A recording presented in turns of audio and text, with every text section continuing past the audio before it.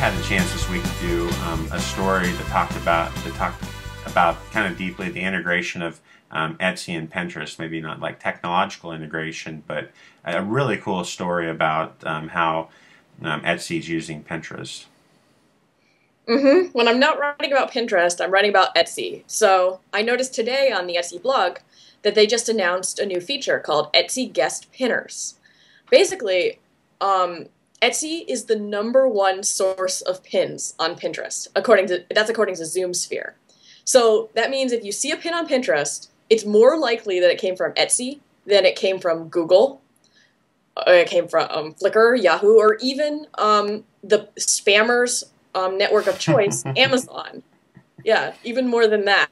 So they're driving a lot of traffic to Pinterest. So I bet they've been thinking, how can we get some of that traffic to come back to us?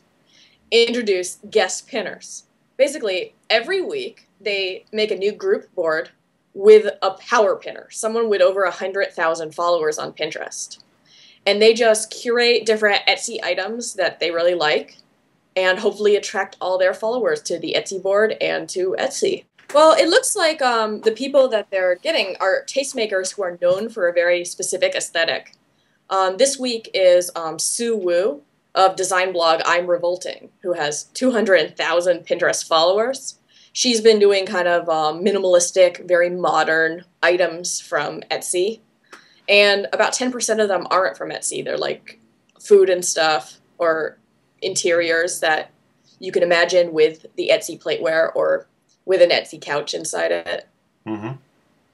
So she's creating just a mood board that predominantly uses Etsy items. And I mean, her board this week has 72,000 followers, so it does sound like people are interested in this.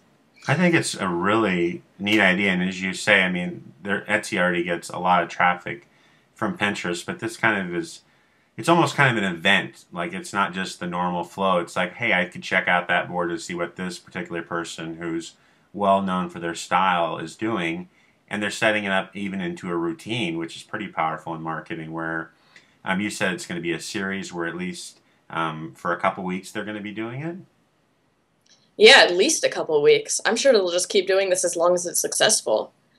They've already announced the next blogger, the next pinner, who's Pennyweight. Her name is Elise Yetten, and she is a stylist, and she writes about fashion and stuff. She has 890,000 followers on Pinterest.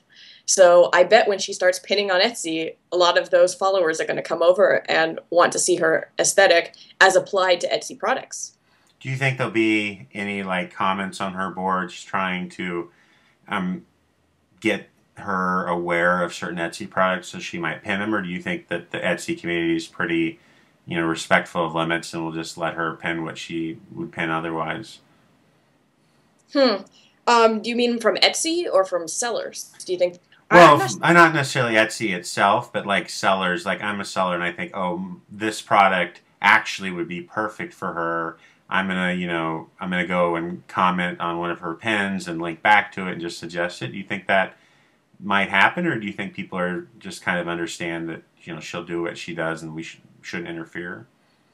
That would be a pretty smart marketing tool on behalf of the Etsy seller, but I haven't seen anyone do that yet. I think it's because they just announced it today after Sue Wu has been posting all week. So we'll see if that happens in this upcoming week with Pennyweight, and we'll definitely have to talk about it if that happens. No, absolutely. And we're talking about this just as your article is getting published, and people can find that on the Daily Dot, right? Mm-hmm. Okay. That's right. As of a couple minutes ago. Breaking news on Pin the News.